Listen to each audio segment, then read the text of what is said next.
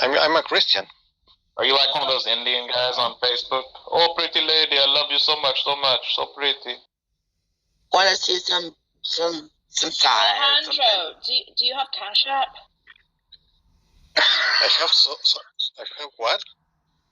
Cash App. Do you know what Cash App is? What is this? It's a payment app. You could pay me. If you pay me, I'll. Oh, PayPal. Like PayPal. I feel like Heidi could have a pretty good, OnlyFans set. It's my new strategy. I just asked for Cash App instead. Hi, just. Good plan. Hi, send me money. Thanks. Your money. Also, if anybody wants my joke, it's I have Cash App. Yeah, if you send her enough tea, she'll send you some of her crumpet. So you are materialistic, Heidi? Pictures of her crumpet. You are materialistic, Heidi? I'm not I'm sorry, I keep laughing. What's the question? I don't even know what he means. He's asking if you're materialistic. What does that mean? Yes, I am materialistic, yes. What's your Cash App? Yes. I see. I was trying to wonder, in order to acquire you, is he going to need, goods? Yes. What good? Oh, he's trying to figure out if he can just, preach to you or buy you? He's trying to figure out whether or not he can pull her. Preferably land, real estate. What if the Christian thing's like his in? Like his hand on the girl's thigh going, "Don't worry, baby, I'm a Christian." So when a dude thinks he doesn't want a materialistic woman, he just means he can't afford a woman. Is that what I'm getting? Is that the... No one can afford a woman. Well, that's true. He can't afford the type of woman that he wants.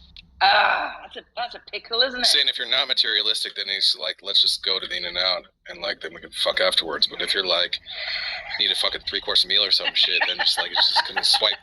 It's just gonna swipe left, right? Yeah, that's fair. Well, you can go to live, for example, outside of the city, and for example. Great. Yes. Yeah, he wants them farm girls. He can roll around in the barn. Yes, that's what exactly. Right. Exactly. For free. Am I right? Yes. I wish that. Alejandro? Huh? Are you a farmer? Do you like a farm? No, but I wish. No, he just says he goes slumming around the outskirts of the city. And so, Heidi, do you want to have sex and dick shit? Is kind of where we're. I mean, I'm kind of a city girl, so. What if it was another kind of shit, like goat or cow? Would that make a difference? I think he's implying I live in his area with his mother and 6 sisters. I think that's where he's going, so no. Are the sisters hot? That wouldn't be my interest, so. Yeah, I feel like this is a bit like, I just want a girl who doesn't need much, She can live with my mother, right? She can help her with the housework. I think Katie is actually shaming men for their bank accounts right now. Oh, okay, wait. So, Alejandro, are you looking for, a chick you can just, snag real quick? Sorry? Or are you looking for, a wife? Are you looking for a wife or just a girl to have relations with? without buying her dinner. He's just trying to get that nut. I don't know why y'all are confused. You don't have to go on. No, because he's always about how, look, you don't need to live in the city. We could live in, the really shitty area outside the city. No, that's not what he said. I thought that's what he said. Maybe I misunderstood.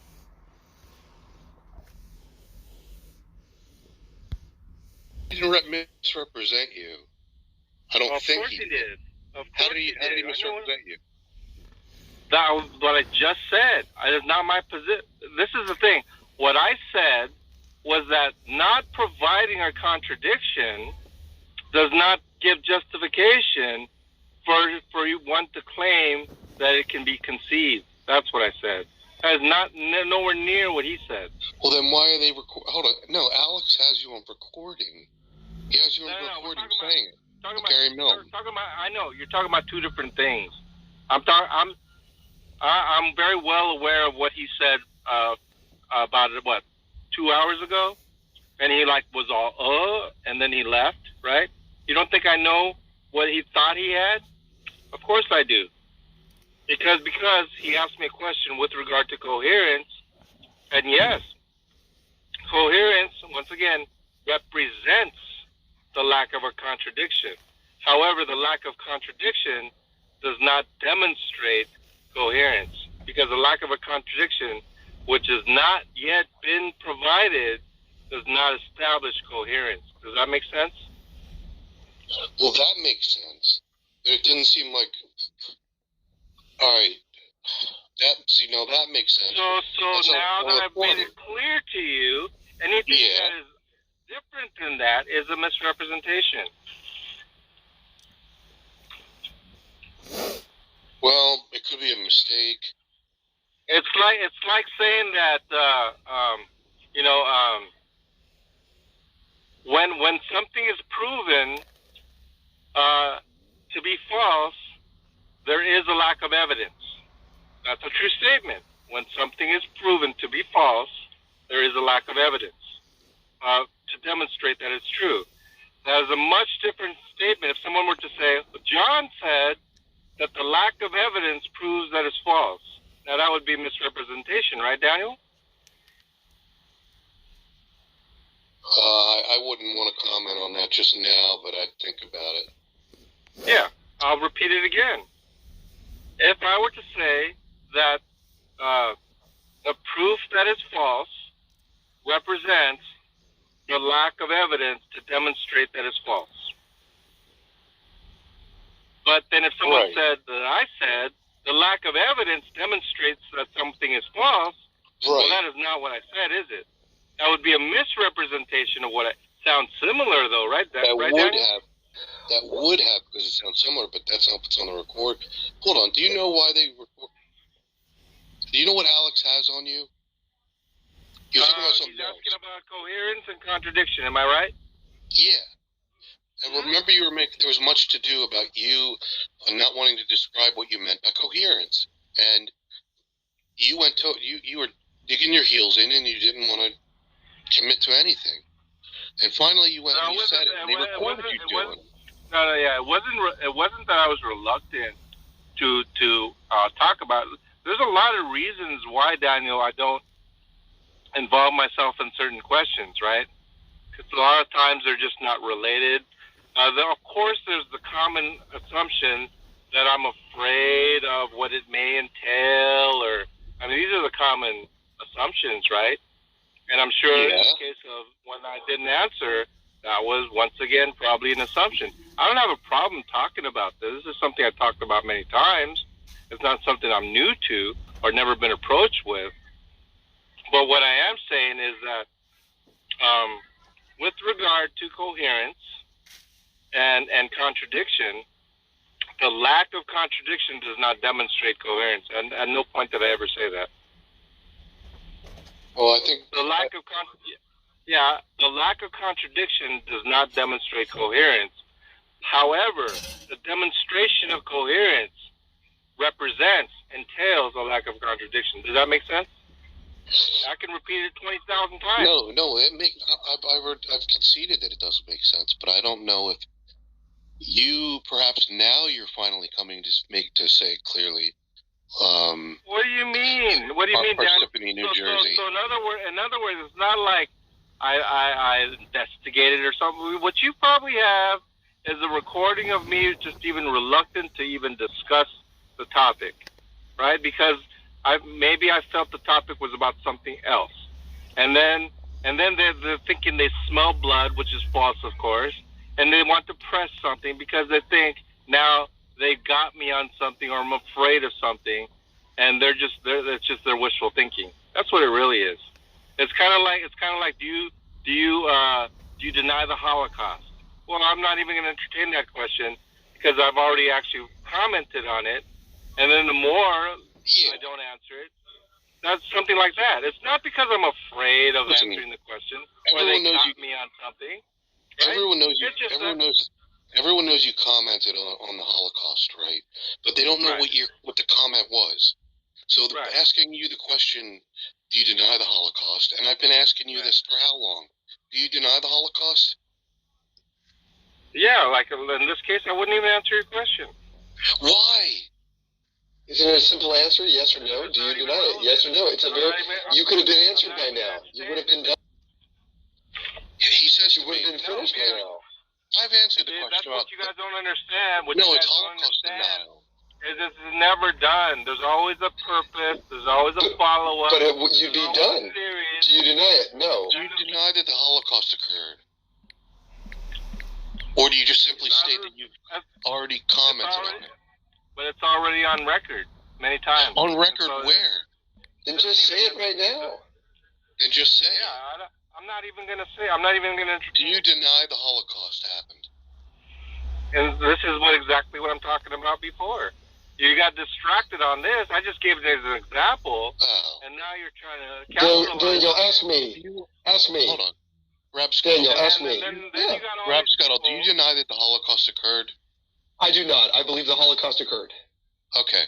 John, do you deny that the Holocaust occurred? Yeah, I'm not even going to entertain the question. Why? Because I've already answered it. You've already answered the question. And what was the answer? Listen, I'm trying to stress the point is this. You're actually illustrating my point. The refusal for me to answer a question does not necessitate that I'm afraid of the question. I know that you're not afraid of it. Yeah. So there are oftentimes, my point is this. I consider this particular question a red herring. I do. Because we're having a conversation on conceivability and contradiction. If you want to divert from, if you want to change, now you have just come. Now you just. You want to change the subject. Now you have complete. I gave an example, but you took that example to run off with it. No, if you want to change the subject. Now you're asking. If you want to change the subject. No, I wasn't changing. I was providing an example. Okay, well then you deny the Holocaust occurred. Then don't change the subject. Irrelevant. Why are you trying to change the subject? It's not the subject. It was never the subject. John. The example was never the subject. You obviously, you don't believe in the Holocaust occurred, do you? Doesn't even matter. And do you see how you're rewording it and you're pursuing it? And it's just silly. All right, let's change the subject. I know it's a sensitive subject. There you go. And so, see how you said it's a sensitive subject? Do you see that? Yeah. It's not a sensitive subject. What are you kidding me? Why would it be sensitive? It's a simple yes or no. If it weren't a sensitive question, you would have just answered it. Well, that doesn't follow. It has nothing to do with the irrelevance of the question, but the sensitivity of it. Is that what you're presuming, Rapsco? That's in my entire point. But that's my entire point. Okay, can I ask a question then? Wait, could I hold up here? What is your point here? Like, why have we been dancing around what you mean by mean? My point is this. What did you mean? Hold on. What do you mean by Holocaust? No, could I answer his question? You're changing the subject again. Hang on. You're changing the subject from Holocaust. There are times, Rapscuttle, that I'm asked certain questions that have no relation to what we're talking about. And it's a distraction. It's a red herring. And by me answering it comes to follow-up questions. And before you know it, we're down, no pun intended, but a rabbit hole down something that completely distracts from what we're originally talking about. This happens all the time. All the time. Did Adolf Hitler order the Jews? It's not that I am reluctant or hesitant in the sense that I'm afraid of the ramifications of the answer. So it has nothing to do with other than that. Then I'm not going to entertain. Do you think that World War II happened? You see how Daniel right now is literally running with something that's not even important. That's what he's doing right now. No, you're over talking me because you're bullying. You're bullying. Do you think World War II happened? Do you think the Allied forces discovered concentration camps where there was genocide of Jews? Yes or no? Yeah, I'm not even going to answer that. Why? It's not even because it's a stupid question. What's stupid about the death of how many million Jews? It's stupid because it's not even relevant to conceivability. Oh, so the Jews didn't and die. Contradiction. No, the topic is really Did the Jews die? And contradiction. How many millions of Jews died? And this is a silliness. This is why I send you down, Dan, if you persist. All right, I'll change the subject then. There you go. Would you like to talk about conceivability and contradiction? No. You know what I want to talk about, but you don't care. You know what I want to talk about. This is what's stupid. This is what I'm saying. No, you know what I want to talk about. You know I want to get to the bottom of this. And you don't care. There's nothing to get to the bottom of. Are you anti-Jew? See what I mean? This is just silly. All right. I leave. Huh. What else needs to be said? Everyone, how many people are 21 people in here? So I think it speaks for itself. I defy anybody. I defy anybody in here, all the 21 people, excluding John, to say that I didn't make my point. Anyone want to stand up? Raise your hand. Come up. And I think I made my point too. And so the more that you persist, the more you're making my own point. Did Adolf Hitler exist?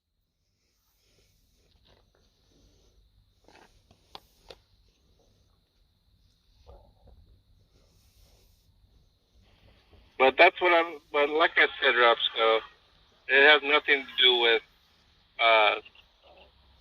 the nature of the question itself. It's more to do with irrespective of what kind of question it is.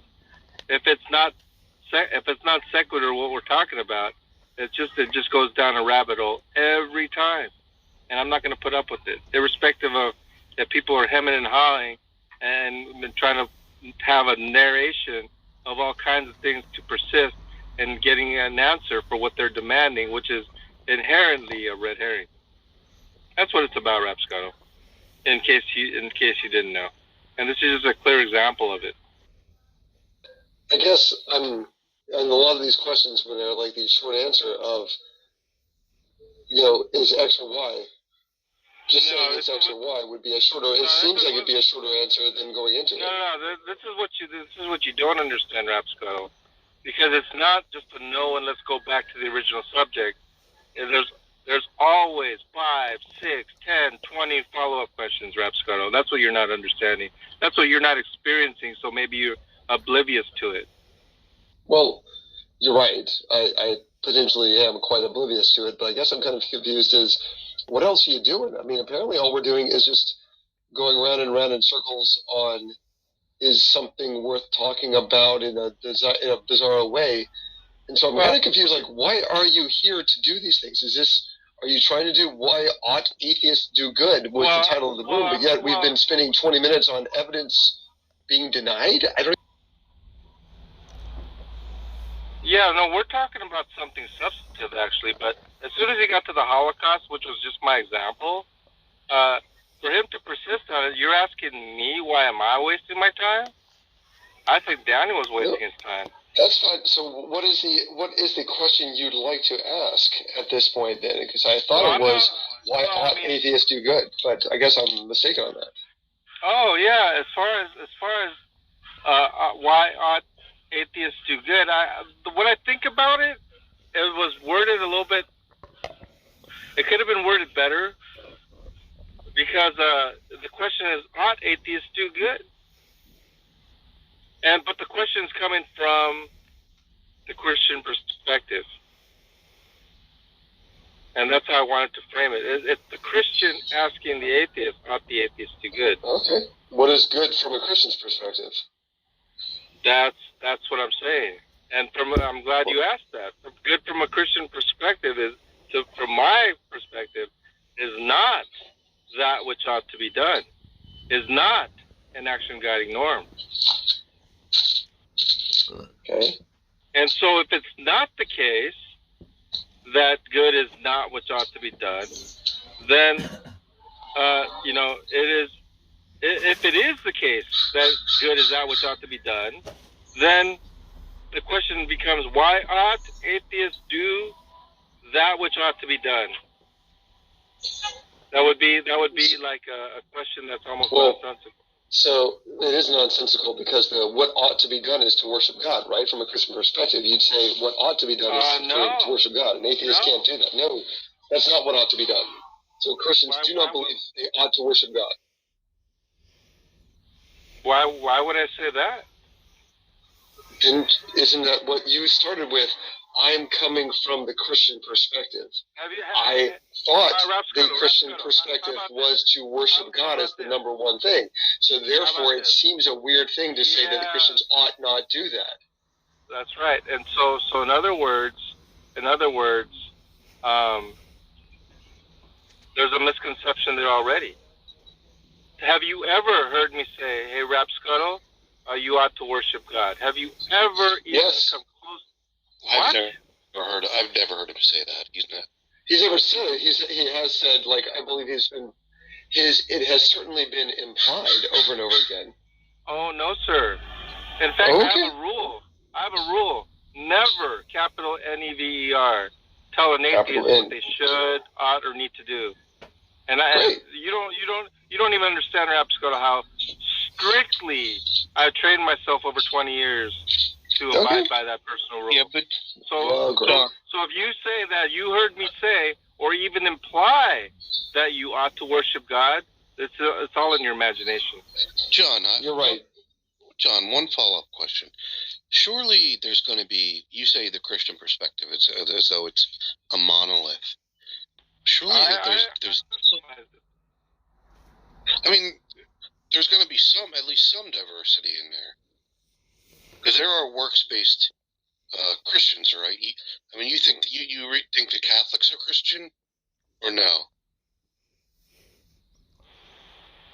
Yeah, I believe that some Catholics are Christian, of course. Well, the doctrines, I mean, insofar as they abide by the doctrines of the Catholic Church, I mean, that's a works-based thing. They would say that you ought to do good things, like help people and stuff like that. But they wouldn't be Christian, or would they? Or surely they're part of the Christian family, right? Or no? Yeah, listen, just because certain people have certain beliefs as to what may be the case does not necessitate or exclude them from the fold of Christianity. That's not me. Just because of some doctrinal difference or dogma. I mean, Adam's going to go to hell because he's gone to the mother church, quote unquote? That's not me, Daniel. You never hear me say that, do you? No. But my question to you would be that you think of the Christian position as a monolithic viewpoint. And I would say that there are some... I mean, there are works Christianity, even though that might be a contradiction in terms, the works Christianity. But they would say, some Catholics would say that you ought to, like, give to the poor or donate your time or do charitable things. Well, wait a minute, though. Who are they talking to? Are they talking to atheists? Are they telling atheists that they ought to give to the poor? No. Or are they telling believers? They're telling people that believe. Exactly my point, Daniel. Where do you think that I wouldn't tell a believer the same thing? We're talking about, let's read the title. Oh, okay, all right. Well, then that makes sense then. You get the question? Yeah. I mean, it's a little bit ambiguous, I agree, but I think I worded it sort of the best way I could. And so even what you're saying is not normative to atheists.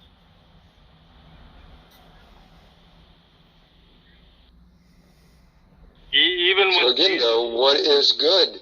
What is good? You kind of skirted it. Oh, that's actually the topic that I really want to talk about, because I think consider good that which is consistent with God's nature.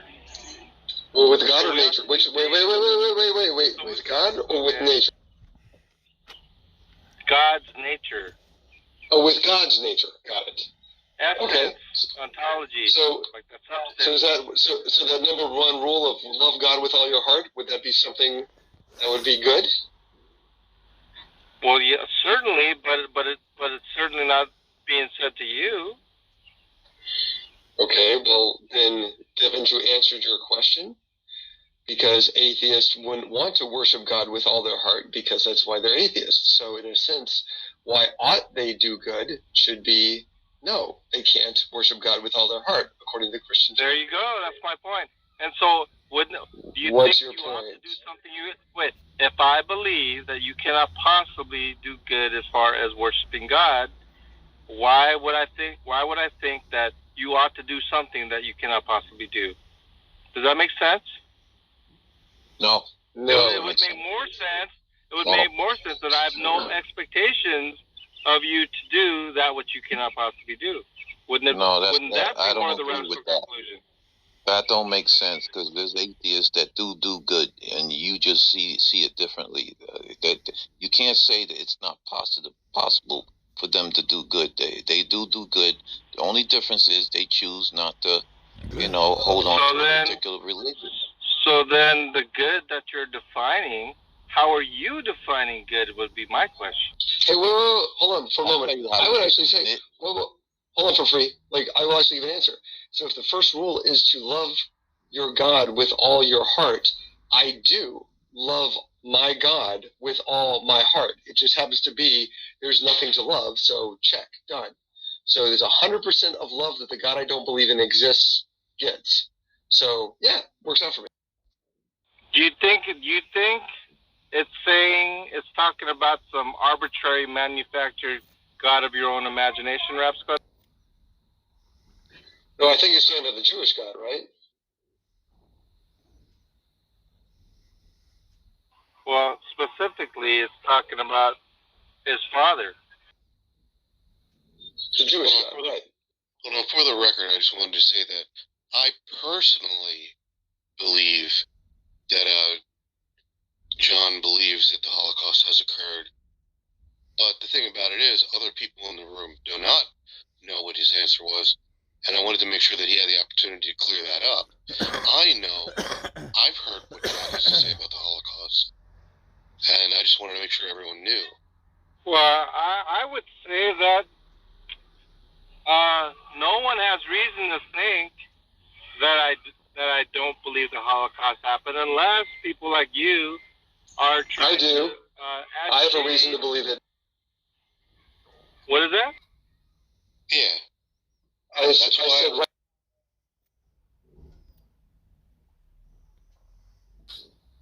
And that's why you conceive of a being that's like a person, something you have experience with, people who love, people who have power, people who know things. This is all just amalgamation. And then there's this thing about we're made in God's image. It's the other way around. God is made in man's image and then just pumped up beyond belief. That's why we have a concept of God. The concept of God you have. All due to prior experience. Just like a fucking fairy, Matt Adams. Okay, so basically humans have turned, you're saying that God is made.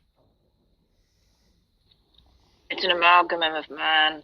God, the concept of God is all based on experiences that you have of persons, of personhood, of agency, of intelligence, knowledge, emotions, creativity. Love. All of those things. I think the obvious question here would be then, why make him man? Why not make him an animal? Like some God. People did, no, people did make him animals. Animism. Well, let's pretend those didn't come first. Let's pretend that the concept of Yahweh came first, before every other god. Even then, why make Yahweh a man? Because we are. You're conceding the possibility that Yahweh was first. Yahweh Elohim. No. What? I'm saying the concept. What JJ just said?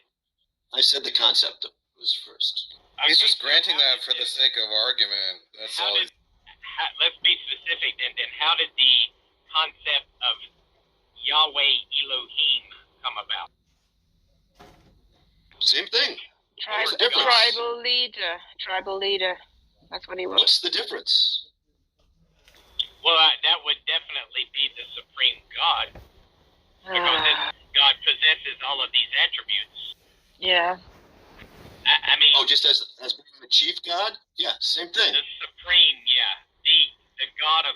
Yeah. One that created... Experience of having a chief. The Most Experience High. of having a human leader, a chief. Okay, so I guess the question would be, why attribute supernatural powers to a God when all we've ever experienced is just the natural world? Why take a little girl and make her into a fairy?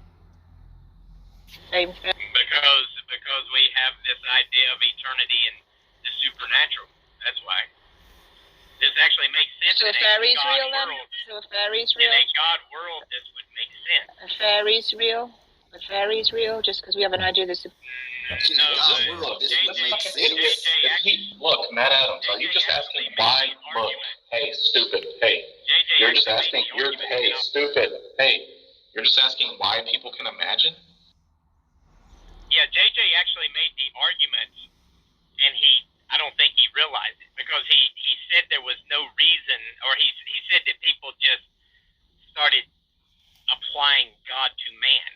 Well, obviously, in a not God world, there would have been nothing but the physical existence.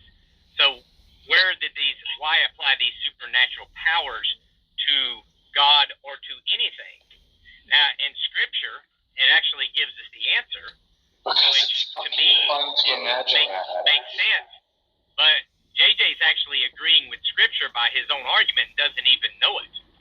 So, I mean, by his own argument, I'm actually... Yeah, I still don't know it. Yeah, Scripture teaches that in the beginning, God created everything. He created man in his image and likeness, and then basically man returned the favor. So on day one of man, God introduced himself to man. And then as man rebelled against God, he still had this longing for the afterlife, the supernatural, so he started attributing these supernatural things to other things, and that's where we get things like fairies, superheroes, things of that nature. But all of this actually... gods. Look, is anything... Look, Matt Adams, is there anything JJ's saying that's just inconceivable, implausible, couldn't happen? It's underdetermined. Right, God is underdetermined. In the God world, it's not underdetermined. It explains it perfectly. God is underdetermined, right? In a not God world, it wouldn't make... Why? Because there would be... You would have to really be able to hash out why people attributed supernatural things to natural... Just to be clear, that's not what I asked. Is people anthropomorphizing and imagining... Look, I didn't finish what I was asking. Is people anthropomorphizing and imagining superior beings inconceivable, Matt Adams? It would be if our thoughts only come from previous experiences. Yeah. That's dumb. If our thoughts only come from previous experiences, and all of our experiences is just within the natural world, yeah, that would be inconceivable.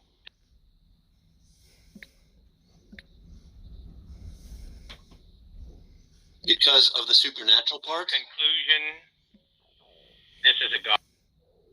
Because of the supernatural part? Yeah, because basically everything would just be natural.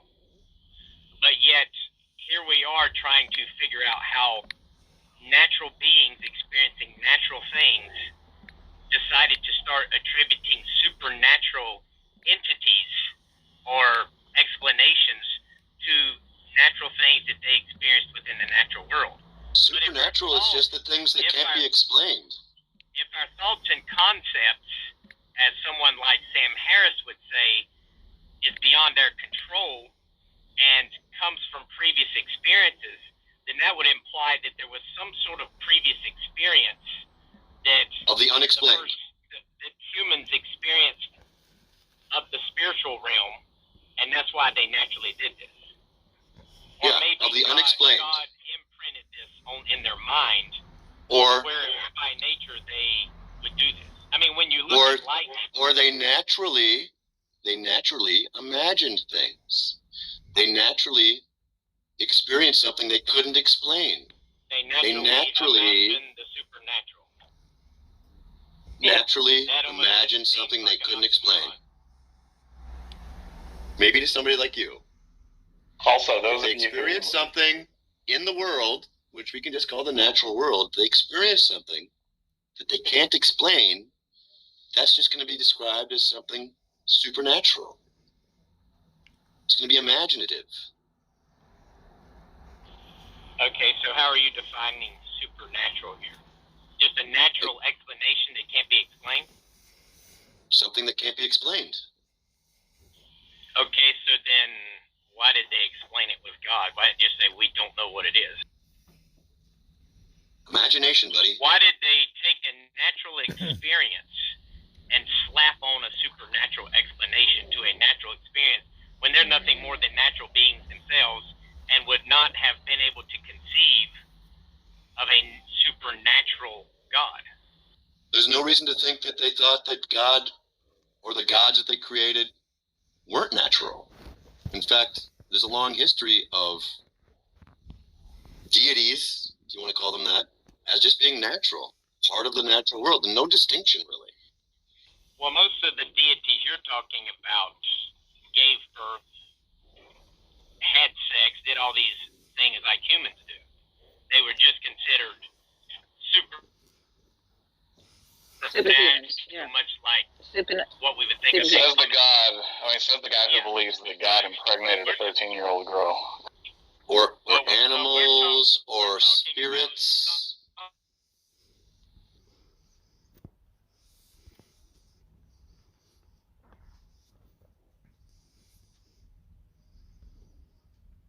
World. It is all just natural. Eternity. If you don't fix this fucking equivocation that he's doing when he says supernatural. So in Ecclesiastes it says God has put eternity into man's heart, but man has not understood it. Wouldn't it be reasonable to say we comprehend these things because we have this idea of something beyond the natural world, something that's eternal?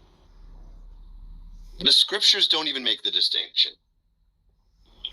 I just gave an example of one that did. That God has put eternity in man's heart, but man has not understood it.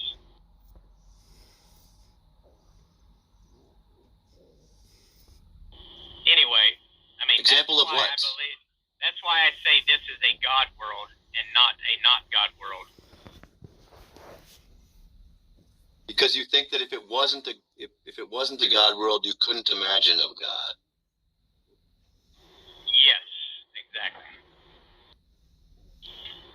And I mean, a God is how we define it with the omni characteristics, and specifically Yahweh Elohim. Yeah, is this a not Brahma world? You guys really got 86 this fucking even world. Like, I love it. Matt, every time you guys say this dumb shit, you're just muddying up the conversation. Matt, how come you don't? How is it not overdetermined? Because there's been a lot of God concepts. Well, like I said, all the God concepts that mostly have had their, when you talk about like what the Bible describes, the Egyptian gods, the Roman gods, things of that nature, even in their concepts, they had limits. I mean, G.K. Chesterton talked about this. Not Yaruba, and Yaruba predates Christianity by 40,000 years. Tell me about him. By its claims, actually. Yaruba? Yaruba is really the foundational roots of Christianity. Look up Old Tomorrow so you're saying in the Yoruba religion. way back 40,000 years ago, they had a concept of a omnipotent God possessing these omni traits even before Christianity.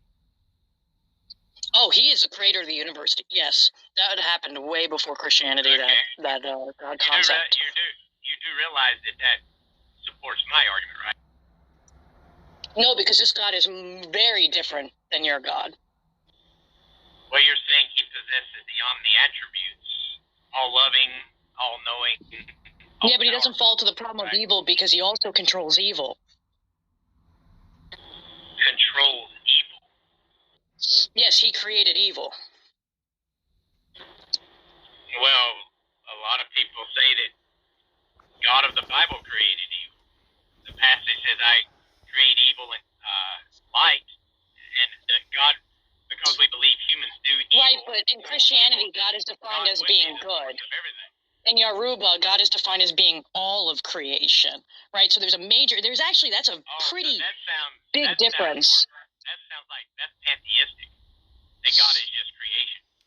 So that's a... How is that pantheistic? I don't know if that's a bloke trying to be a woman, still make one question, or a woman trying to be a bloke. Spiritual This one here. trying to explain. Right, but what I'm saying is that predates Christianity, so again, it leads to an overdetermination, right? We can't really figure out which one of these is natural to us, so it's overdetermined. You can't claim that it's one or another, because they all kind of impact your hypothesis in the same way. You're making claims, and now you're deciding what other people can claim. Wow. You must be a woman trying to be a bloke. No. My hypothesis is A bit like those two skanks in Praise I Am. Why wouldn't this work for Allah? Two women trying to be men. Well, you said specifically your hypothesis is that it's specifically the Yahweh Christian God world, and you have yet to. Well, in my first syllogism, it wasn't. Right, I'm addressing the point that you made where it's definitely Yahweh, the Christian God. Well, no, I just asked why would we conceive of that? I mean, because what you're saying here is you're just saying the universe basically is God. But, no. Allah Damaru is an individual. But that's what you said when I asked you specifically about it. That the universe is God is basically the universe, which is pantheistic. No. That's not what Squishy said. But the point is, because like I said, I believe that in the beginning God created the heavens and the earth, and he introduced himself to man on day one. When man rebelled against God, he still, by nature, had to explain. He had this concept of God and was trying to explain it in his own ways. So that's why we get all of these different gods. But that actually shows that this is not. No, I wouldn't say I'm like. This is Look, you say, look, if anybody says not God or God world one more fucking time, they're getting like banned. Like, I'm tired of this stupid fucking. Like, stop saying that. It's so fucking dumb. Okay, like you give the argument, and your conclusion is that God exists or God doesn't exist. God, he's so dumb. How about I just say I am justified in believing that God exists? Would that be better? How if you just say that? What's that? Yeah, how about if you just say that? Okay. I'll adjust myself. God or not God world. What kind of fucking dumbass Darth Dawkins fucking lexicon are you guys perpetuating? Darth's a brilliant man. I think he recognized God world. Yeah, what's wrong with that? What's so brilliant about Darth Dawkins, Matt Adams? What's so brilliant about you? He spanks atheists. No, he mutes atheists. He talks over them. He yells at them. Yeah, he just doesn't tolerate atheists. No, he plays word games, Matt Adams. And then he resorts to abuse. He's a bad person. Do atheists abuse Christians verbally? Okay. No, it cannot be. I'm not gonna deny you. In a not Darth Dawkins world, fucking kill myself. That would be a Matt, great. You would kill yourself in a world without Darth Dawkins. They hate him. You know why? Matt, do you think that my beliefs are any less valid? Because he calls them If out I for don't the believe in God? lies. I don't know what. Yeah. I think so. I would. Why?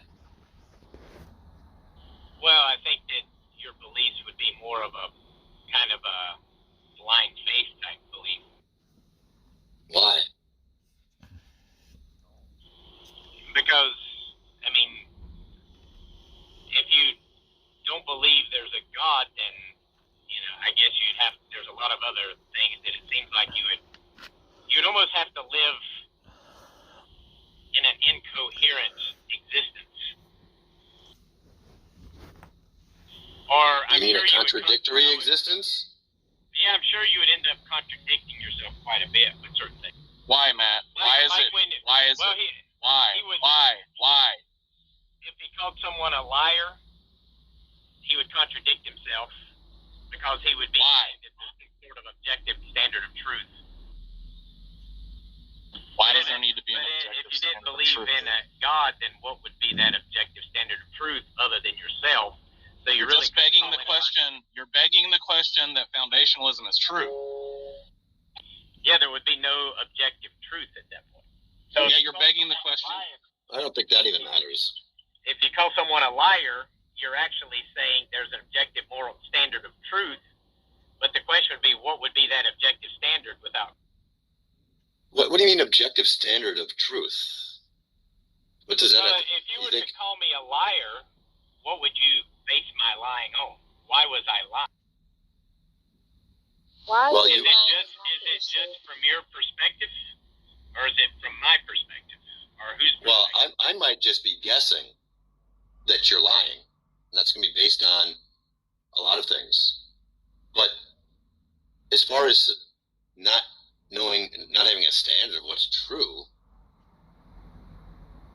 you'd still agree that things are either true or not true, right?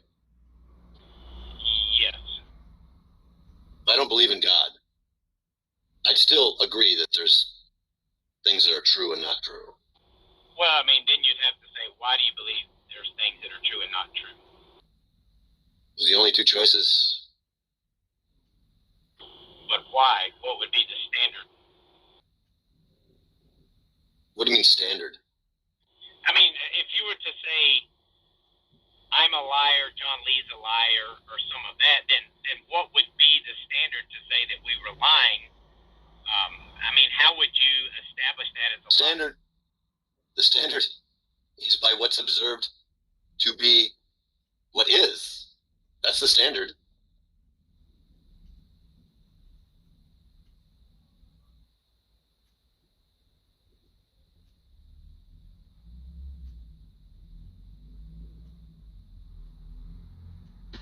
I don't have to believe in God for that.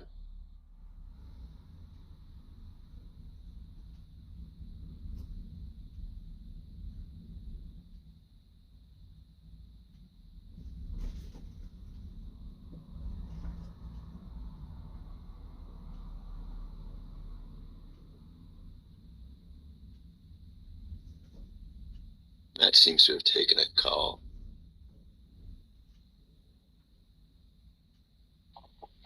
Isn't this just defining God into existence?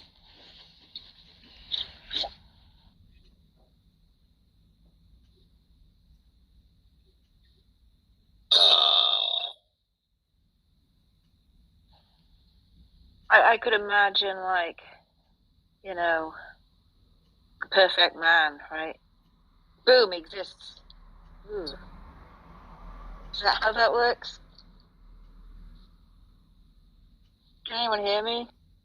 Yes. Yeah, I was just imagining a world where people didn't say not God. Well, now it exists. I don't know why you're so uppity about that. It's muddling garbage that literally confuses people and facilitates burden shifting.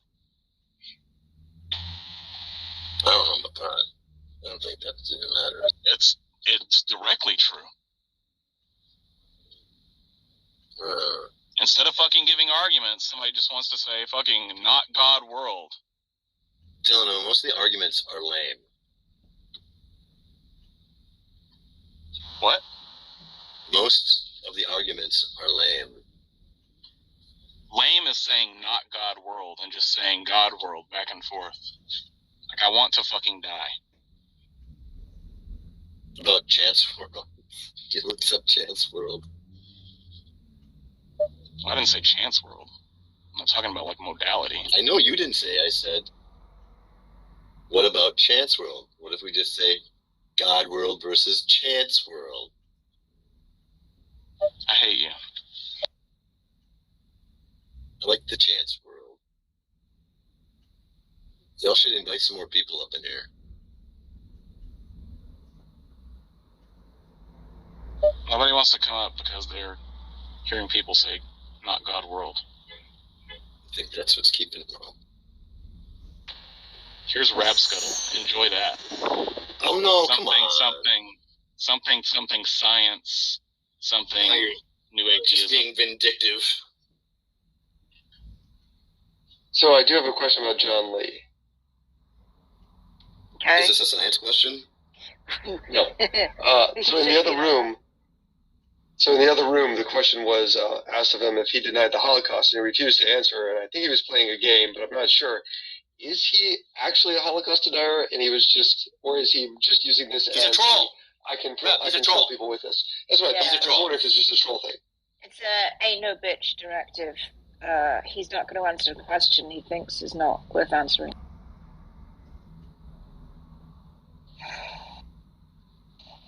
Although he does Definitely think not. that the Holocaust is not a Controversy. worse tragedy than somebody breaking an arm. So there's that. Or lying to Nazis. Yeah. He does think it's happened. Doesn't really think it's bad.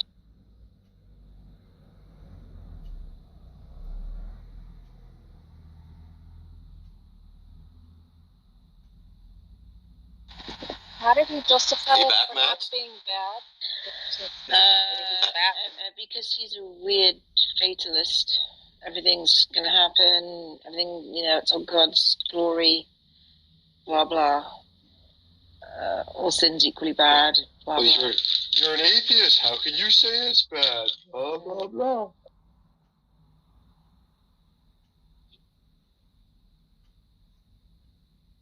Yep, I'm still here, Matt. I just had a little I thought. wasn't saying anything. Matt, can I ask you a question? That's true. Kind of quiet. Yeah, I was listening to you. I was kind of busy, but I was listening to you talking about how we have to have have to have had the thought or the experience, the memory of something in order to think it. And then you started saying that we had to have known God in order to imagine God. Because how else could we, imagine or create or understand or want such a supernatural being? And I just wanted to point out that I was thinking that the Christian God, the Abrahamic God, is pretty human-like. I mean, we're even made in his image, so there was not a lot of creativity involved in that. They kind of took humans, men, took themselves, and made a God out of that. So He's a he. And he's a he. So I don't know. It just was a weak argument in my opinion. I think the fact that the Christian God is modeled after man, or man is modeled after him, doesn't show a lot of need for precognition of any sort. So they're just I would disagree because if you in Genesis chapter 1 or chapter 2 it says, or 1, God created man in his image. So the idea of God becoming man and introducing himself to man, that's not really, to me, inconceivable and he walking with God. So, you know, these people putting these godlike attributes to men, to me, only seem to point back to what the Garden of Eden teaches and what Scripture teaches to begin with. So then when God comes back, born of a virgin, and introduces himself, you know, I just think that all just, all of these arguments actually support a Christian worldview. I don't think it actually refutes it. I think it actually supports it. And, you know, Still trying to figure out what use God has with a penis. And that's just a chicken or egg, which... But he hasn't said anything yet. What is the stuff about the name?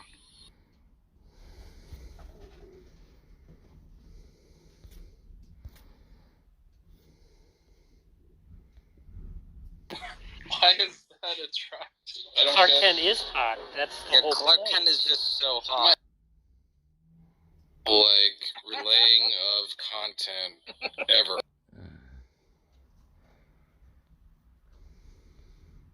Maybe murder, with respect to the parameters there, you can say murder is always wrong with respect to some rule, some assumption made that harming is bad.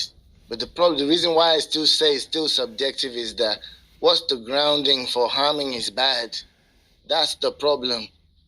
No, Jacob, that's what I'm saying. At its core, I already acknowledge that there are times where a nation may harm another nation. There are times when we go to war. I'm pretty sure there's harm in war, but that's not what I'm talking about. Yeah, I'm not talking about that as well, because the other one that's causing confusion here is situational ethics. That's where you say, well, killing is not always wrong because sometimes it's self-defense, sometimes it's war. So I'm not talking about that either. I'm even talking about murder. You killed unjustifiedly. And even if that's always wrong with respect to do no harm, you can still argue that's still subjective, because you can ask, why is it wrong to harm people? And then you'd be stuck again. So the people pretending that they've got an objective answer Some to people this. Maybe, but I wouldn't be. I understand why it's wrong to harm people.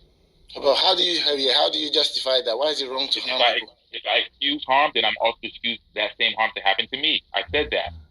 Yeah, but that doesn't. I'm also excusing it to happen to me. But that doesn't make it objective. That's just what you want. You just want there to not be harm. How is it not objective? Why isn't that true? Oh. If I allow murder, whatever excuse I allow for murder, I must allow that excuse to happen to me. It's gonna happen to me. So if I say, it's okay, murder, why is it bad? Why is it bad for murder to happen to you? Why is it bad for murder to happen to me? Mm-hmm. Whether it happens to me or not, that's not what we're talking about. You said that moral or not good is simply just subjective in all cases. That's what you were saying. Mm-hmm. Yeah, we're going with that. Okay, I was providing one case by which I believe it can be considered objective, which is murder. Mm-hmm. If you can give me an example by which it is a subjective case, then I would be wrong. All you would have to do is, of all the plethora of ideas, of all the multiple reasons why people murder someone, you just have to provide me with one case. But my response is... okay. Yeah, but my response is this attitude that we have that murder is wrong is still with respect to another hidden premise there that doing harm is bad. You're saying that, right? No. Whether you say that or not, you do have that hidden premise there that harming people is bad. That's why I'm because if harming people is not bad, it's not always bad, then where do you get that from, that murder is always wrong? Why is it wrong to kill you? Because I just said that. The idea of why we don't allow murder is because we wouldn't want someone to murder us. Yeah, but that's subjective. That's subjective. No, that reason you're given is a subjective one. You're given a reason that we wouldn't want us to be murdered. That's subjective. Okay, so give me the reason why you would think it's okay for you to get murdered. What's the subjective? What makes it subjective? What makes it subjective is that we have a hidden premise there saying that it's wrong to harm people, and you can't really justify that objectively. Why is it wrong to harm people? So if it's wrong to murder, does it mean that it's also wrong to kill someone in self-defense? It's wrong to murder, maybe if you assume things like Jacob, harming people is bad. Jacob, just answer the question. If I said it's wrong to murder, if I say it is wrong to murder, and I kill someone in self-defense, is that murder? No, but don't bring that self-defense. So we already cleared that off. We're talking about murder. Jacob. So there is a case scenario by which harm can be done and murder is still wrong. So there isn't a notion. Okay, go ahead. Self-defense, we're not calling that murder. That's just killing in a justified way. I'm talking about murder. You killed unjustifiedly, even if we say that it's wrong in all circumstances to do that, you're still assuming that that's because harming people is bad. Without that assumption, why is it wrong to kill? Can I come in there? Yeah. How about this? How about murder is wrong because you don't have the right in the first place? You can stretch that to, let's say, doing anything that you don't have a right for in the first place is wrong. That's true. What problem do you have with that? Yeah, you can say that, but all I'm just saying is that you have some kind of hidden premise that is subjective. That's too subjective. Where do you get this objective thing saying you don't have the right to? Who gave you? Well, it's easy. Well, it's easy. Can you give me a scenario where someone has a right to murder someone?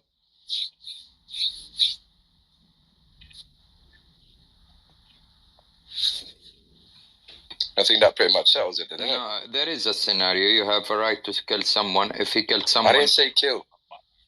Right? I said murder. Right to murder someone. Yes. Like, what if I'm not sure if I'm not. Well, you can turn it on. You can turn it on his head. I'm just trying to understand what is the difference between murder and killing. I thought Samuel explained it. Yeah, he explained it. But I'm gonna give another scenario, and you can distinguish for me and tell me if that's a murder or killing. So if someone killed your father, right, or murder your father, and you go and you murder him, is that a murder or killing? No, that's killing. You could argue that's killing. You could argue that's justified killing. Justified. So if killing only can be justified, but murder cannot be justified. Yes, that's what Samuel explained to you. Okay, no problem. So if a person went and killed someone and took his money, is that a murder or killing? That's murder. That's murder. What if that person is hungry and he had no money? That doesn't mean you have a right to kill another individual. Okay.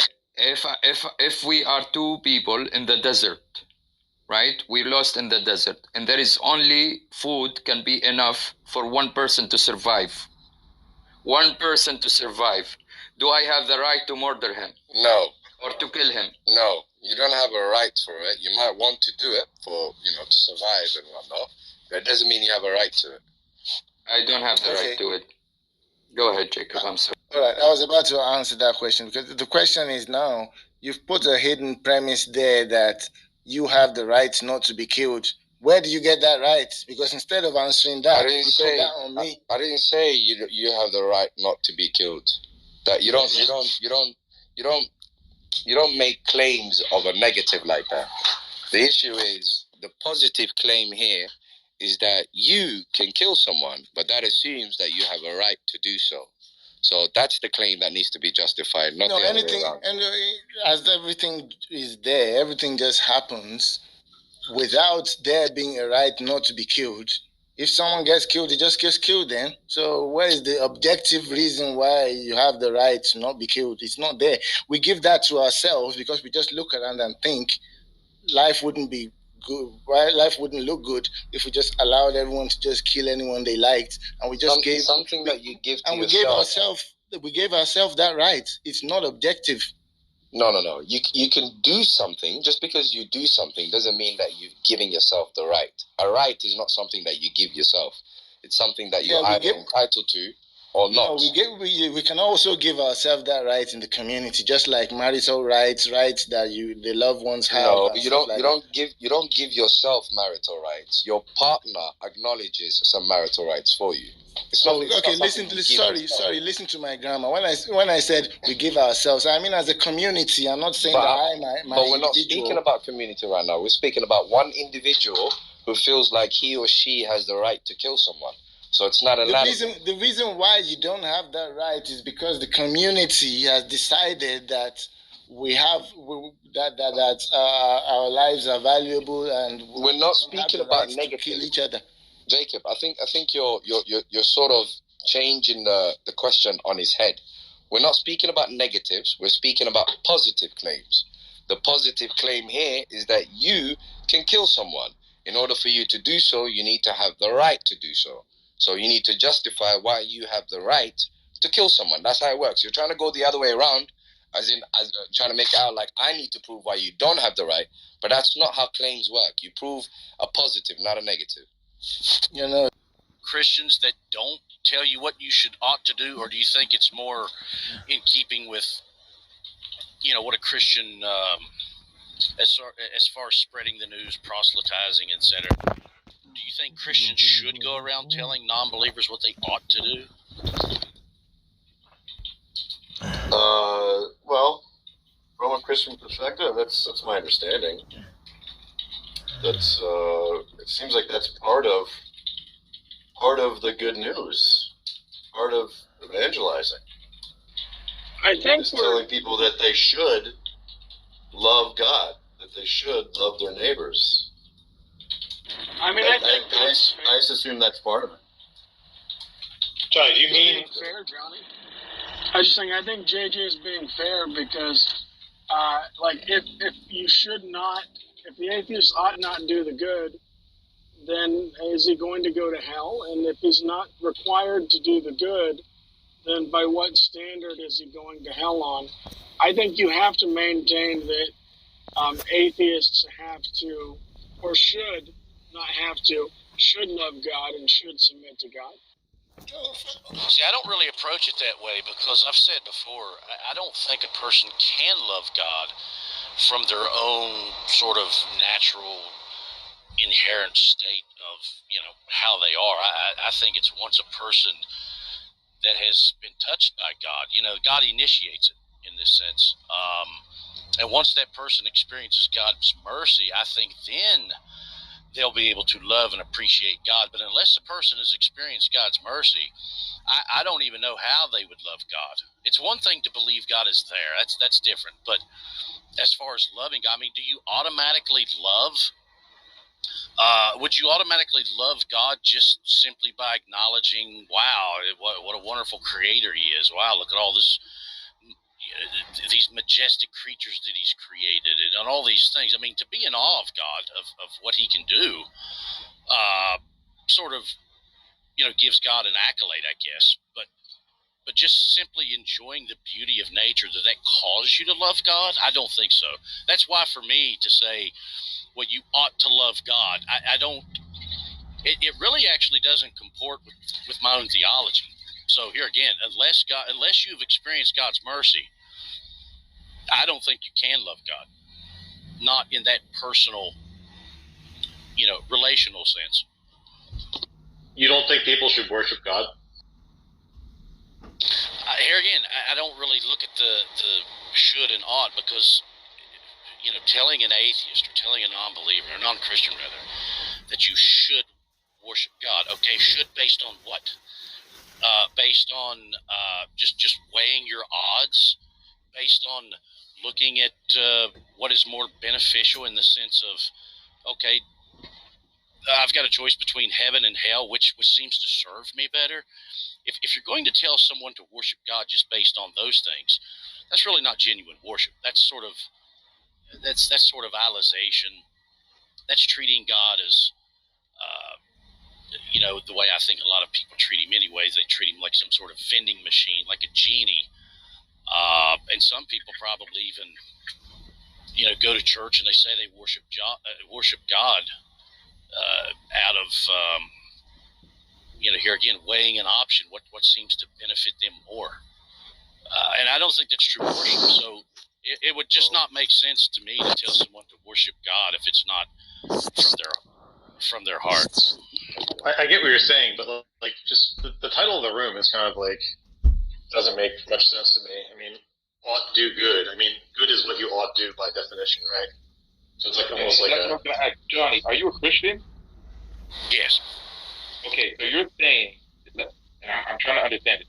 I feel like I have maybe a different understanding of Christianity than you do, but hear me out. Let's say someone does all those things. Should good be something we do? Well, asking me as a Christian, yes, because it would be the same thing for me to say what Jesus talked about, loving one another. Jesus. Johnny, what do you think good is? So, hold on a second. In the Sermon on the Mount, he talked about a lot of the Beatitudes. He talked about, what's the point in loving only those that love you? There's no credit for that. So yeah, based on a Christian, but Jesus was talking to Christians. So in other words, this is what I ought to do because I'm a follower of Christ. Now, as a Christian, would you say that good is what we ought to do in your worldview, by which the way you defined it, right? I haven't given you any parameters. If I, in your Christian worldview, if I am the greatest human being who ever lived, I feed the poor, I clothe the homeless, I do all these goods, but I deny the salvation of Jesus Christ, and I deny the resurrection of Jesus Christ. In your Christian worldview, is that good? Can that possibly be good? Well, I think you're asking a question based on what a human standard is, and then you're sort of placing it in. Hold on a minute. Then you're sort of wanting me to place it in the judgment seat of what God thinks. Yeah, according to human standards, yeah, I could say that it's good. It's good to help others. It's good to feed the poor. I didn't ask about human standards. But according to God, that no one is good but Christ. Yeah, that's what I'm saying. In your Christian worldview, if I do those things, I'm still not good, right? In the sense of how God sees us, no. It says even our good deeds are like Hold on. It says even our good deeds are like filthy rags to God. In other words, you can't really, a human being cannot really impress a perfect, holy God, you see. That's the point. Mm-hmm. So, even in that case scenario, by which I am the most greatest philanthropist guy that ever existed in mankind, but deny the resurrection of Jesus Christ, I'm still not good.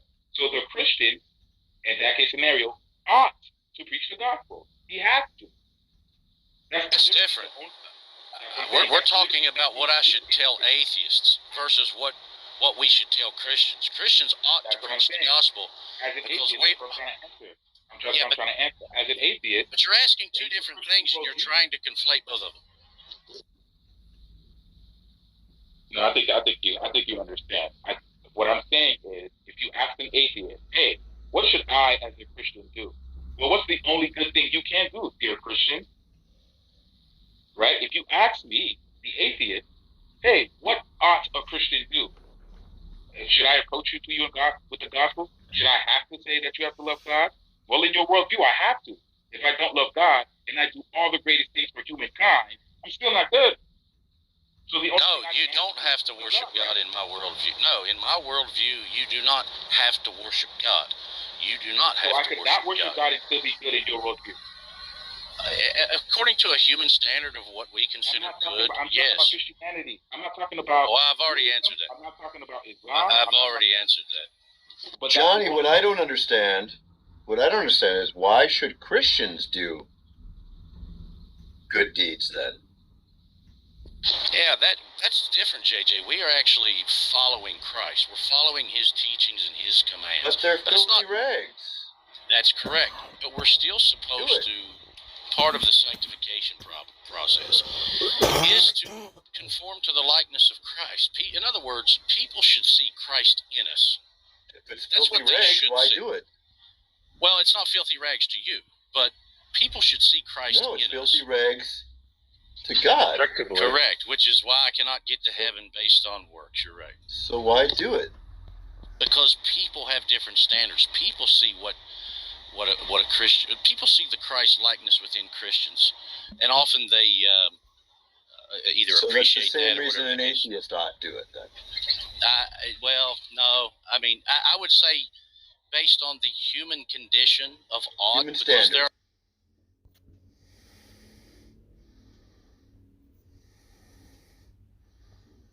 Holy shit.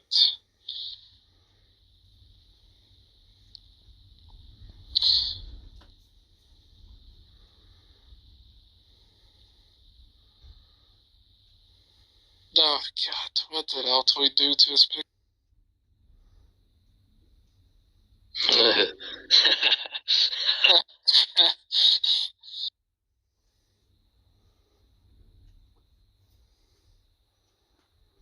I think this may be the worst image I have on my camera roll. Daz, what about this picture of her? Yeah, that's probably. I'm not saying she's ugly. Like I thought you were just using her as a comparison to like a worldie, but she's just like a worldie. If she's just like your girlfriend, then yeah, she's pretty hot.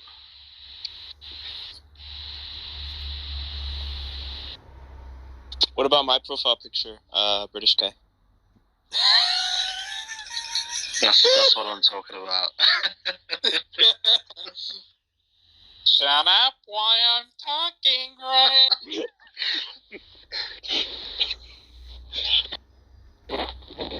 Caroline strike. Barb, I'm not seeing the entailment towards the dick, Barb, I shouted at this guy near the theater the other day.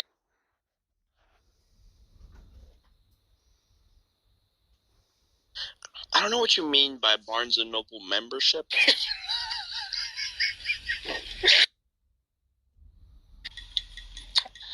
Not quite understanding what you're getting at there.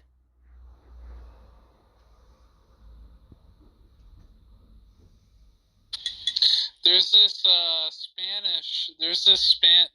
TV show that's supposed to be like the Hispanic version of Judge Judy.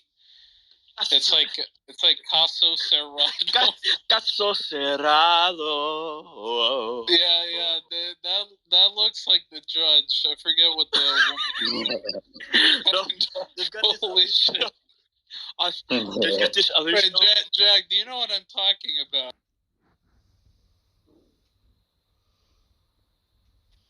Ever heard of that? It's Anna Maria Polo. Oh my god. All right, look. Okay. Now look. Who's that? Jordan's picture just makes me think, like, look, I don't care for your whining, right? I need to speak to your manager. Yeah, that person in Altoid's picture is hot, but it's a little bit far away. She also looks... Yeah, she's Egyptian, and she's near New York, but she's like a Marxist who's into art and stuff. Is she retarded?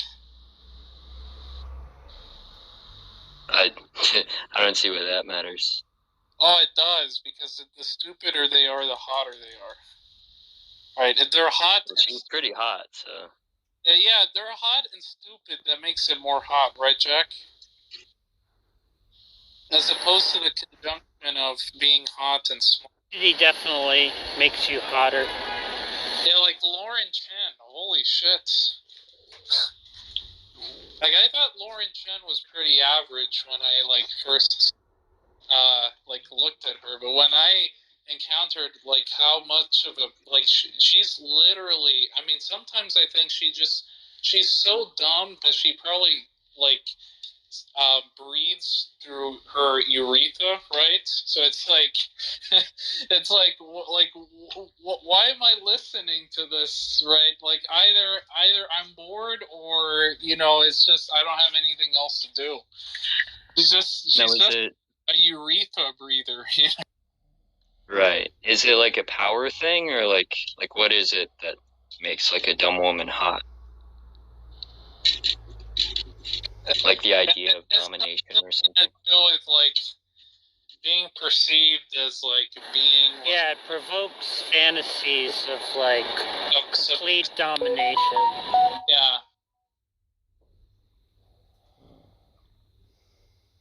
Do the most degrading things. Yeah. They don't even understand what they're being made to. I think you guys would find the girl in my profile picture pretty hot then, because I think she's pretty dope. That's why I think a lot of girls who are Twitter leftists are hot, because they're so fucking stupid. Holy shit. It's like I'm listening to like a bunch of like Tiananmen Square, you know, marching band members like da di da. We are from the Mao land. It's like, what? It's fucking tankies. Red Guard, right? Yeah, it's like those kinds of chicks are just. Actually, I think the girl who debated Wash one time, which was an ML, I think she's kind of hot. Mel? Is her name? Mel. That's her name, Mel. Jack, did you know that? It's this girl called Mel who's a Marxist-Leninist who's kind of hot. Who is this? Mel. Who is she? A Marxist on Twitter. It's like a Marxist on Twitter. She's really. Yeah, I think she's really hot. You should show me what she looks like. Isn't she trans also? I mean, I can't really tell these days, you know? Yeah, like with Bailey J. Is she trans, or I mean, it's just there's this other one called Arden of Eden who's somehow dating like some fat fuck who's on the Atheist Experience every Sunday. Yeah, I couldn't tell whether or not she was trans at first. Like, I could tell a little bit by the eyes that she had, like, a bit of masculine features, but, I mean, she didn't sound like an outright guy. Like, Detroyer over here was just embellished in testosterone. Yo, what is up, guys? It's Detroyer here. Yo, what's going on, Detroyer? Detroyer. I'd like to welcome my next guest, Mr. Mars Bars. No, it actually starts at 7, but I've been like doing some prep. Yeah. The Oppie Swinburne thing starts at 7. No. When Massimo Pitelli Pomerini. Pila Juicy. Pila Juicy. Just call me. Guys, I'm back. Okay. Hey, what's going on? Yeah, what's going on, guys? Saint Beer, what do you think of the picture, my profile picture? It's like if Zayn Malik was like a homosexual with autism. Oh my god. When is that, Detroyer? So I sent another email to Grandma-P. Another? So right now I have 3 unanswered emails that I sent to him, so I don't know what to do. But I just sent one, like, I don't know, half hour ago. Because it's either going to be this Wednesday or maybe next week, or I don't know. Yeah. So we'll see.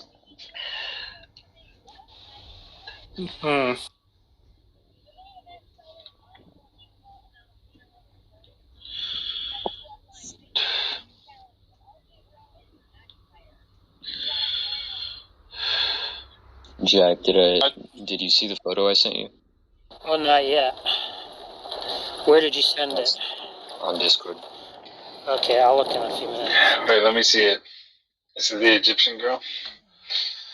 No. Why would Although she's very hot. You're gay. Well, it's like this volleyball girl who's like, she couldn't locate, like she's super hot, and she's more mature than like even that video, but it was picture, but it was one I found on Instagram. You know who's Chad? But like she couldn't find, like she couldn't locate the United States on a map, and it. Let's go. That's what I'm talking. Like, that is the part that's I love attractive. Yeah, that's a bonus. Yeah. Like my dick was thoroughly confused. Like it just like. Wait, what's to be confused about that? I don't get it. It's just hot. For some reason, I don't find like stupidity or whatever like attractive. I don't think. Wait, then why do you hang out around all these people here? Like, Then Well, you're he's- gay. That's what Yeah, I mean, this is just homosexual. That's what you're pretty much saying. You're gay. Because with women, no, I'm just kidding.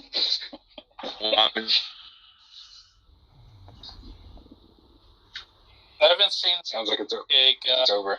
In about 2 days. Thank gosh, it's just a relief. It's like taking a leave for the first time. Every time he just blabbers on in that server, every time, Jack, I'm asking, why doesn't Detroyer ban this sack of shit? Wait, who are you talking about? This MK? MK is so dishonest. Wait, MK is a prized interlocutor. Yeah, no. Prized. Listen, I feel like that's not the case. he should be killed. I feel like that's not the case. He should be tortured, raped, and then killed. And raped by Mr. By who? You Mr. say he'd be Batman. raped by Mr. Batman. That's what I thought he said too, Mr. Batman. Why Mr. So Batman where of do- all people? I don't know. I want the worst person imaginable. For I feel Canadian. like Mr. Batman isn't even a good rapist. No, Good yeah. I need someone really attractive. Mars bars, can you name? Of course you want them. But Can Jack, I who do you give think, you a- amongst like the people we both know, who do you think would be like an excellent rapist? Excellent rapist. What? Shameless. Weird Shameless. thing to think about. I feel like Shiny would. I think Shiny and ironically would like fit. You know who would be a good one? Well, Shiny has a friend that's a serial killer. You know don't that think story, Shiny gives right? off like Ted Bundy vibes, Jack? He seems kind of meek. Meat.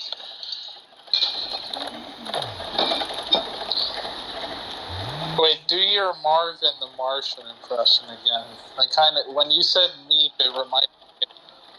I'm going to have to destroy the planet Earth because it's blocking my view of Venus. No, now But, say that. Now use that and talk about fine tuning in that way. Fine tuning? Yeah, talk about fine tuning in that voice. Wait, who is he supposed to be like imitating? Marvin the Martian. Marvin the Martian. Do you know that character from the Looney Tunes? Yeah, Yeah, but like, is there like some Discord user or Clubhouse user who that sounds? Yeah, it's Darth Arianis is his name. Oh God. That's great. Just no. Actually, it's not that anymore. But do that voice, but talking about fine tuning. Let me think, wait. We've derived from the physical constants the inference that God exists. Something like that. Oh, Tangelo. Yeah, it does sound like Otangelo, right? Somebody does a good Otangelo. Who's the person who does a good Otangelo? Sean. Sean, yeah. We got to get him to do that. Sean is hilarious. I felt the presence of the Holy Spirit. From the, I just have to turn it into a Swiss accent, Kermit. right? From the physical constants. Wait, I bet I could do.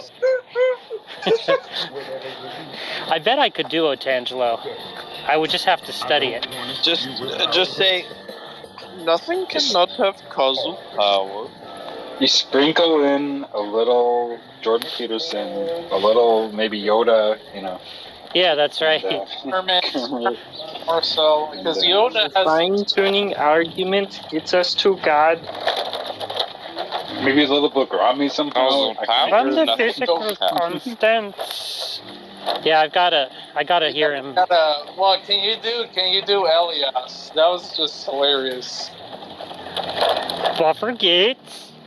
Buffer gates. Can you do? Whatever happened to that guy?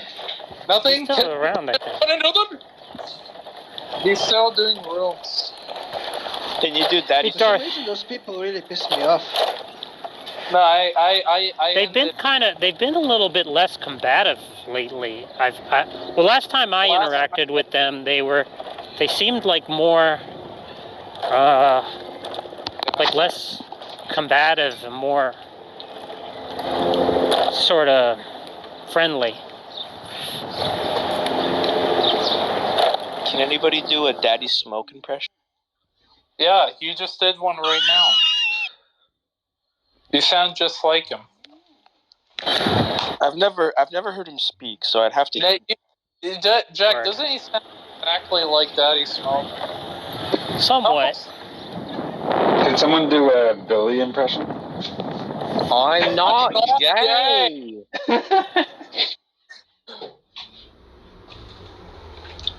Billy always likes to, hang around. I'm not gay. I'm not gay. Wait, who's this hot girl that you posted sitting on steps in Discord? The conceptual analysis. Sarianas. Yeah, that's Addie. Oh, that's Addison. Oh, I gotta show that to Josh then. Oh, I got Josh has like a... Josh just gets angry whenever he sees these. Well, Josh getting angry is like, I guess, almost at this point, like, it's constitutive of agency. Yeah. No, I wouldn't say I'm like fully like Arminian reform. I don't think. I mean, I don't think that there is. It's semantically necessary. I just believe that we're saved under the grace of God through faith alone. I hate you. Whoa! I don't think so. Yeah, basically. As opposed to non-mode. Just in every conceivable modality. Under the Robin modal stove.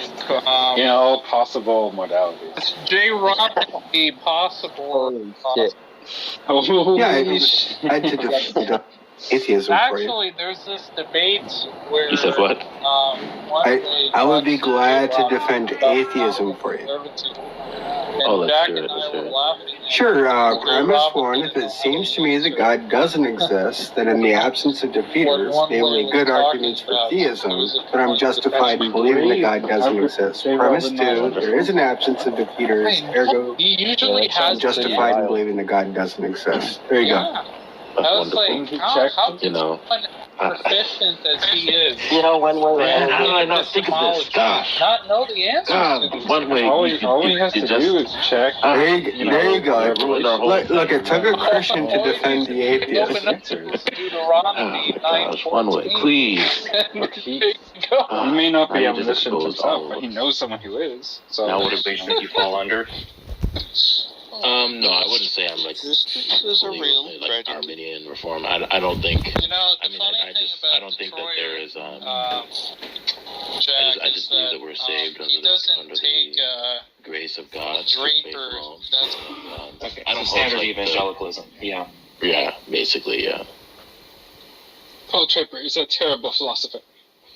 Yeah, that's Canadian. Actually, the exchange that Canadian had with Louder on Twitter was hilarious. I think even Matthew chimed in, right, at some point, when they were talking about the biological role of pain and pleasure and whether or not that was more expected under naturalism.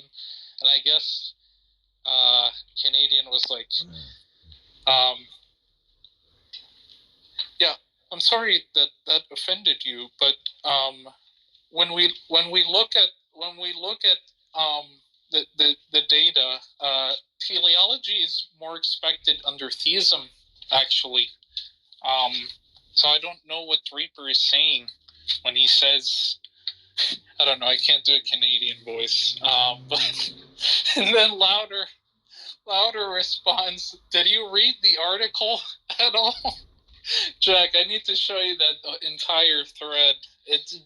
Louder gets frustrated with Canadian Catholic, and I'm going around here just reading this, and I'm like, what professional philosopher does Canadian Catholic not piss off both online and offline? It's just, I mean, at this point, the religious ones. I know he had a thing with Rabbi Tobias Senior today. Assuming that saying religious philosopher isn't, oxymoronic, but it's just Louder.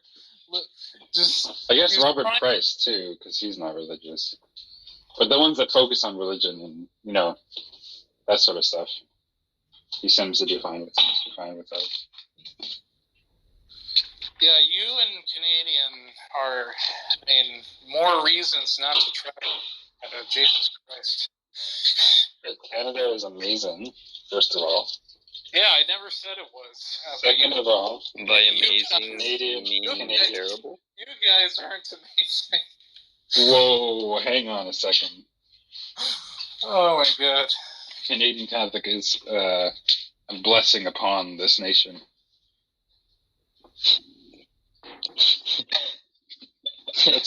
I thought cake was the blessing, but nevertheless, I digress. Canadian Catholic is a blessing on this nation. Detroiter, we have institutions for people like you. Well, cake is a blessing upon Canadian Catholic, and Canadian Catholic is a blessing upon this nation. I thought it was pretty. And by the transitivity of blessing, cake is a blessing upon. The only person who I could think is a theist who can be even funnier than Canadian when he goes on these tirades is Gavin. Gavin yesterday. Every physicist agrees that mind precedes matter. And then he says there are some outliers to those physicists. Oh my God. Yeah, like not only is every ball in this box red, but at the same time a couple of them aren't red. It's like, wait a minute, that doesn't seem right. Like I'm doing the math and something's not adding up. I was kicked from the room, but because you're not doing spiritual math. Frustrated at these idiots. It's just the funniest thing ever. I think I did talk to him briefly, didn't I? But then I think l8r almost kicked him down. Yeah, I kicked him down. He was like wasting time. Bye-bye.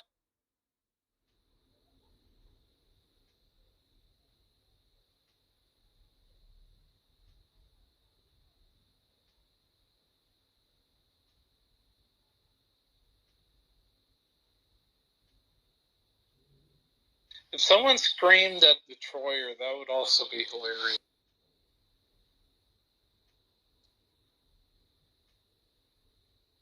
Well, every time you yell at Detroiter, a maple tree dies. Yeah. Exactly. And every time you don't, maple tree gets its leaves or something. I don't know. Maple tree starts just squirting maple syrup everywhere. Oh my god. Somebody has got to yell at Detroiter. Canada is flooding with maple syrup. Please, somebody, please, please. Like every nanosecond.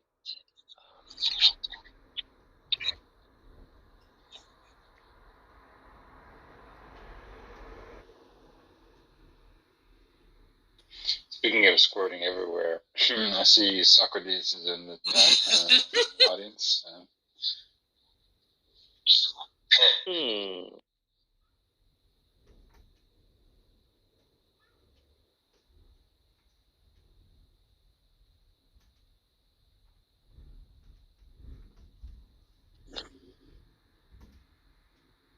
Did you look at the patron chat?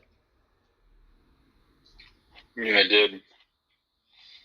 What do you think of the ideas? Well, I mean, yeah, I could do a kind of State of the Union. I don't know.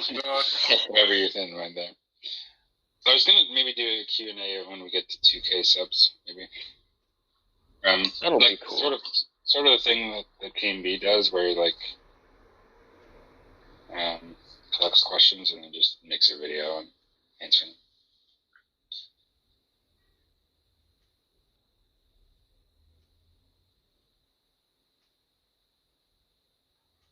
It's like an hour-long video, like, ask me anything, and you just say the question and just don't answer.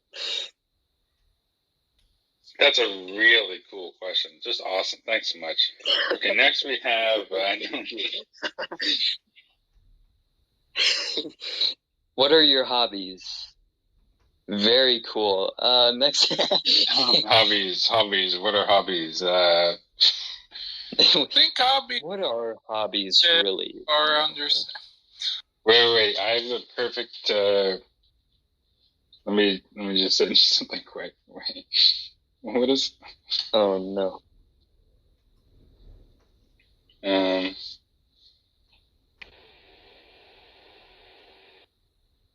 God, what is this channel called? I forget its name. Why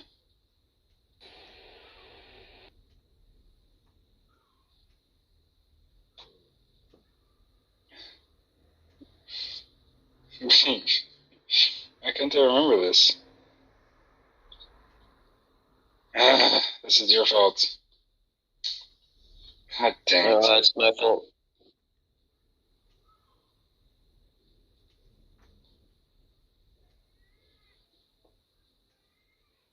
Oh, did you see that? Yeah, I found it. Did I see that what? The Tofi collage. The Tofi collage? It's so oh, yeah, I saw that, yeah. That was excellent. Yeah, I'll post it in this chat. Or the one on Discord. This is what I thought about when all these questions.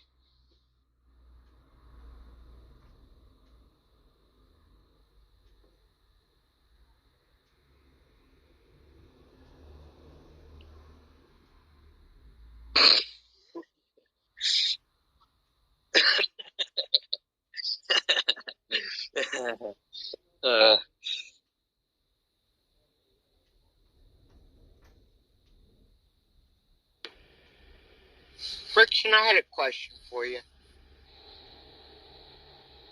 Hello? Sorry, what was it? I had a question for you. You think it's a good tactic to have a lot of breaks in your sentences and stuff? Like, your sentences don't flow like Darth A, but is that kind of because you're thinking more than Darth A, or? Well, that is true, but no, I don't know. I just thought it was part of the tactic. I don't know. It just seems like you have a lot of breaks. I don't know if that's a good thing or not.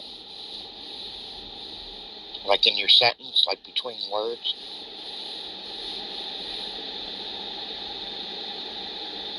No comment? I don't know. I'll shut up. I don't know. Sorry. You can just see the steam billowing off Detroiter's head. I'm eating some.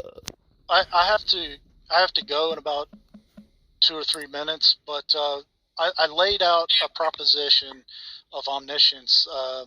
Could you comment on that really quick and leave me something to think about? So it goes like this, just to remind everyone. God, or an agent, not an agent, I'm sorry, I'll say a being, that's theologically correct, a being who knows the truth value of all propositions that have a truth value does not know the truth value of some propositions that have a truth value. To me, that seems obviously contradictory, which would mean it's logically impossible, which would mean that the premise, any premise utilizing this, would be falsified, and any argument based on it would be entirely collapsed. Could you comment on that for me, Grande, and then I'll think about it. Well, that would only be true if you assume that my argument or any argument against omniscience has the conjunction, right, of those two statements. But this argument isn't. This argument is a condition. This argument is saying that if you were to presume omniscience, right, then it would entail its opposite to given mind internalism, right? So it's more. It's put it like this. Take it like this: if the proposition "I'm a brain in a vat" is true, then the proposition "I'm a brain in a vat" is false. Now, for most people, when they hear that premise, they're going to think, "What is this guy saying? This doesn't make any sense." Right. But that isn't, in principle, a contradiction. That's a conditional premise that just is saying that if all things considered P, that would entail not P, the negation, right? But to say that that's a contradiction is a misunderstanding. It would be a contradiction if you said a proposition, "I'm a brain in a vat" is true, and a proposition, "I'm a brain in a vat" is false, right? False, those right. Simultaneously can't be.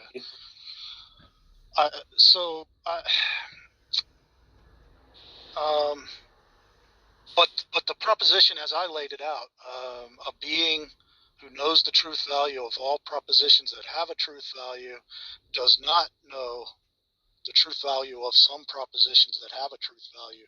That doesn't seem to be a case of a legitimate disjunct. It seems like a legitimate contradiction to me. Well, it's a conjunct. It's in the form of a conjunct. I'm sorry. Right. I'm sorry. I meant conjunct. But the one I laid out seems like a legitimate contradiction. And I just take it that when somebody says an omniscient being is subject to skepticism, that they're saying something like I laid out. Just making a contradiction. Well, it would have to. The argument would. Your argument is correct if and only if we presume that we're not talking about mind internalism, right? The biconditional would be if a mind exists sans an external world or without an external world, then that mind cannot be omniscient if and only if mind internalism is true. That would be the biconditional that I would apply there. Because otherwise, then you're right. It would just be analytically false that an omniscient being isn't deceived. But what I'm saying is that if you accept all the entailments from mind internalism, you couldn't have such a being in the first place. Right? So I have to go. I'm not clearly seeing that, but I do appreciate you guys taking the time to walk through it a little bit. Have the last word, but I have to go in like 30 seconds. Oh, that was just pretty much the argument that I had for mind internalism, ruling out that if anyone else wants to say anything, they're free to could you guys put this into like premise, make it really spell it out clearly, because a lot of people out here aren't getting it. But I have to, anyway, thank you guys for the conversation. Good to see you again, Godless. Good to see you again, Rhodey. And nice to meet you, Saint Grande. You guys nice to meet you too.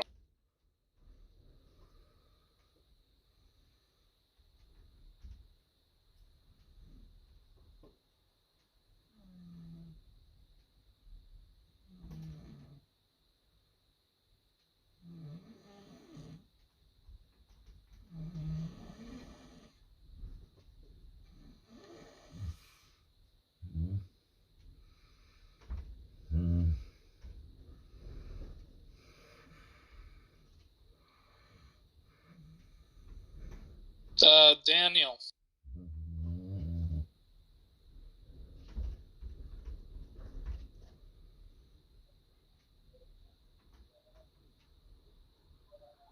Oh, Lance is here. Rhodey, did you understand the argument that I gave as to why mind internalism would rule out the omniscience part? Yeah, I know. I understand.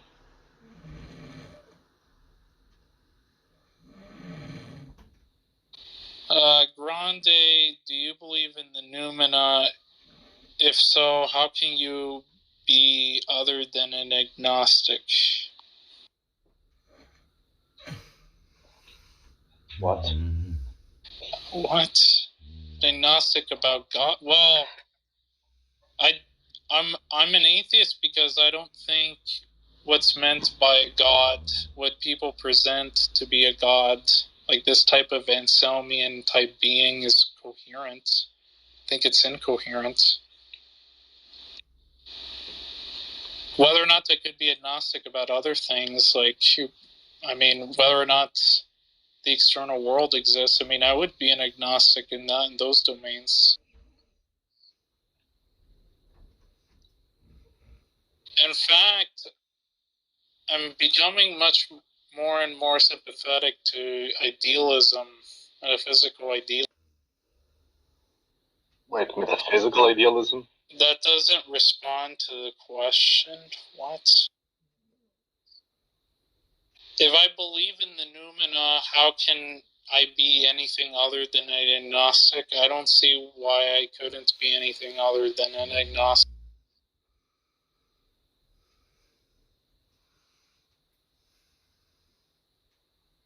What did noumena have to do with it?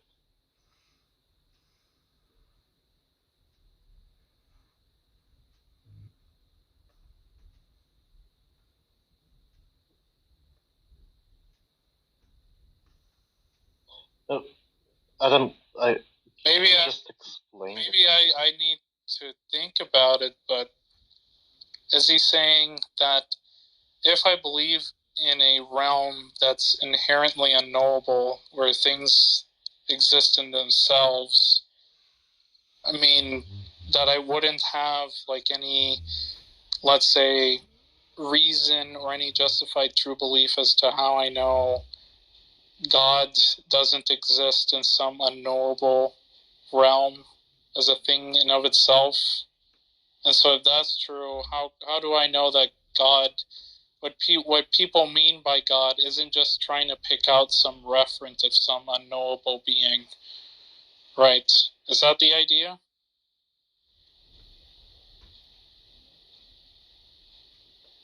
How do I know that God isn't unknowable, or it's some other entity that exists in the noumenal realm? And if that's the case, if God exists in this noumenal realm, why wouldn't I be an agnostic? Wait, are you taking noumena to be anything else other than... I think he's trying to say, and he's just saying that the noumenal realm, I don't know what the noumenal realm even means. Noumena is just the object in and on itself. That's what I take noumena to be. Is there anything other than that? He said, forget the word God, just something that brings the world about.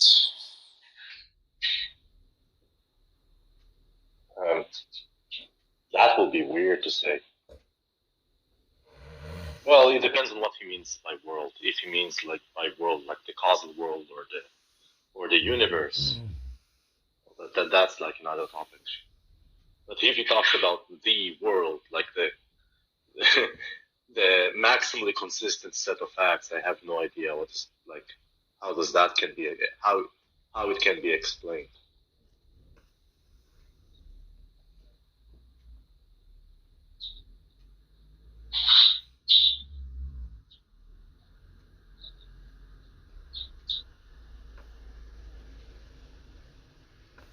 Yo, Socrates, no one can hear. Did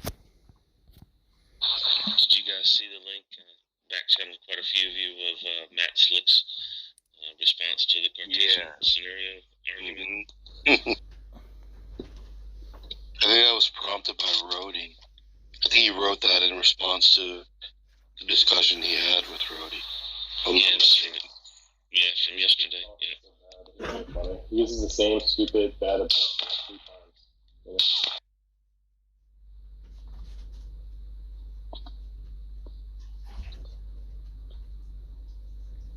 You know? Yeah. By the way, that's me as a kid.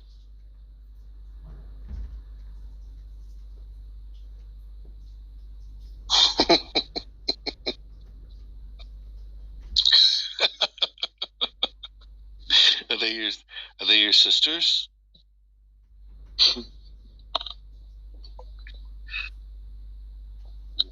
The children next to you, they're your family? They're your sisters? Or brother? Yeah. Okay. Sister. Brothers? The fuck? No, I thought maybe, okay, yeah, I see. Very cute.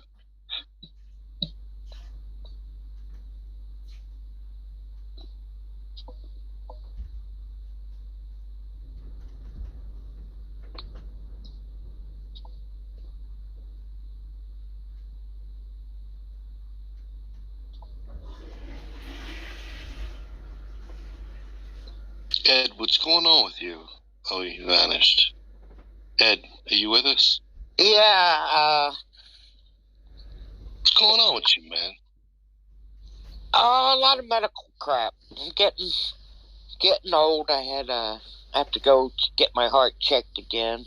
Didn't quit smoking like a dumbass, but of course they said you won't last much longer, but that's a hard habit. What else? Prostate problems, but they put me on pills. They seem to help. What else? I got a growth on my kidney, but it's benign.